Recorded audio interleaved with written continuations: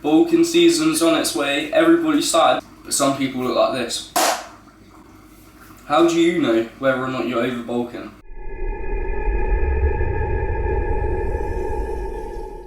Alright guys, welcome to the video. As you saw from that little intro there, are you over bulking? And how do you know if you're over bulking? Basically, a lot of people nowadays, like I said, because it's becoming the bulking season, it's the winter months, everyone wants to gain that little bit of size. Everyone wants to become a bit bigger, put on some good mass, and then obviously shred down a little bit for summer. But nobody wants to put on too much fat. So how can you actually prevent yourself from getting fat? And the main way to do it is record your body fat percentage, okay? So many people can say, just track your calories, try not to earn a huge surplus. Obviously, that's like number one. If you're eating too many calories than what your body's putting out, then obviously you're going to gain weight, okay? That caloric intake, that energy is going to have to go somewhere, and the most popular place, should I say, and an efficient way for your body to storing it as fat. So obviously, just don't eat a huge caloric surplus, eat 200, 300 calories in a caloric surplus. And then as far as your body fat percentage goes, try not to rise above 15 to 20%. And the reason being is because when you get above 15 to 20%, your body fat starts having a negative effect on your hormones, such as your testosterone starts dipping, simply because when you're overweight, it has this impact on your hormones. There's so many studies out there. Go research and go see for yourself if you don't believe it. And if I can actually find the studies, because I have seen them before, I'll link them in the description box below, just so you guys can read them if you wanted to. But yeah, when you get above 15 to 20%, your hormones start dipping, which is really bad. It's very crucial when it comes to lifting to have high hormone levels. Why do you think so many bodybuilders have high hormone levels and they put in testosterone and HGH into their body, take these anabolic steroids? Because they mean so much to them. This is how you grow your size. And if you can increase these hormones naturally by being a lower body fat percentage, surely you should do so. Same goes for being like under 6% though. When you get below like 6% body fat, that can have a negative effect on your body. So anyway, we're talking about over bulking here, not cutting. So over bulking, like I said, it can have a negative effect on your hormones when you go too high. And as well as that, simply, it's not aesthetic to look at, it's not good, and you're not doing any favours for your body. If you're putting on too much body fat, you're not doing it right, so you may as well cut that back and start again and start lean. I don't recommend the dirty bulk type because I've tried it before and I look like crap. I mean, I was in the gym for I think 4 or 5 months, or maybe even 6 months, and I put the pictures on screen of what I look like and what I look like after a cut. So yeah, don't dirty bulk, that's all I can say. And that is like my before and after transformation picture. And I wouldn't say mainly it was down to just dirty bulking, it was just my lifestyle in general wasn't very clean, it wasn't focusing on fitness that much. But anyway, with that said and done, and yeah, so when you're bulking, obviously your body fat rises, your body fat percentage increases. So the one thing you want to do is keep that around the 15% mark tops, I'd say, okay?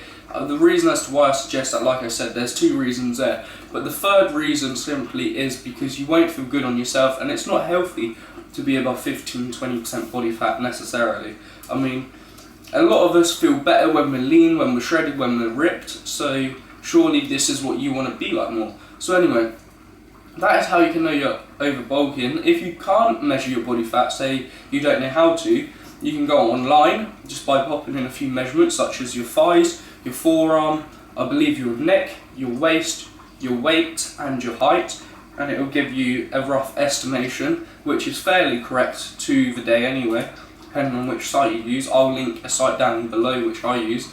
And then as well as that, you can simply look at graphs online and just compare yourself, so your physique, against someone else's, which is on the graph, which I'll also link down below in the description box. And then the final method is simply just by looking in the mirror, okay, knowing, so comparing to the graphs as well. So they're 3 methods, and just want to chuck in as well anyway apart from that, because I guess point 3 links in with point 2, so we won't really count at that point. So our point 3 is going to be going in and using a proper body fat percentage calculator, or should I say a measurement, so a measurement tool for this. So you can get body fat calculators within places such as Boots and all this, and you simply stand on them. Some can be more specific and precise than others, and the ones you tend to actually get which give you a more specific result will be ones you have to pay for, maybe go to the doctors to use, and just things like that. Okay, Christian Guzman uses one before he actually gets down into his cut. I can't remember, where he gets his done, but I think it's within like a hospital or some industry or a sports place, so sometimes you do have to pay for them, but if you want to do it that way, that may be the most beneficial way towards you. But anyway,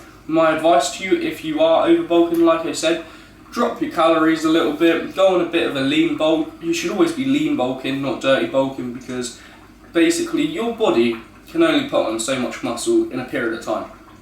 This is what nobody seems to realise.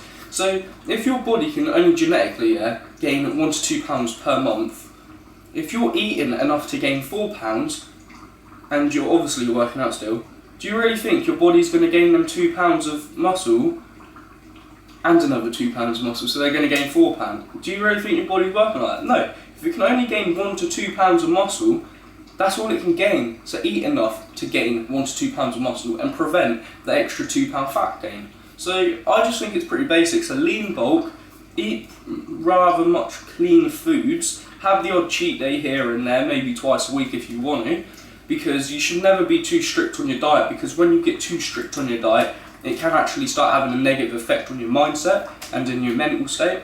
So yeah, that's just what I recommend. And if you have over bulk to like 20, 25, 30 plus body fat percentage, then simply go onto a cut, because if you're 20% or above, you shouldn't carry on with your bulk, because it's just not going to be beneficial, let's just put it that way. Anyway guys, that is the video. So go on a cut if you're over bulking, and if you just started your bulk, make sure you're doing these things right. So just look at your caloric intake and whether you're in too high or too low of a surplus. There's some people only in a 50 to 100 calorie surplus because they believe they're going to gain too much weight if they go high.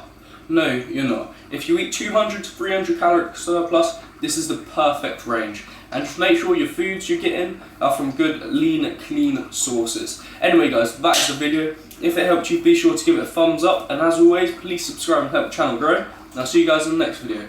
Thanks for watching guys.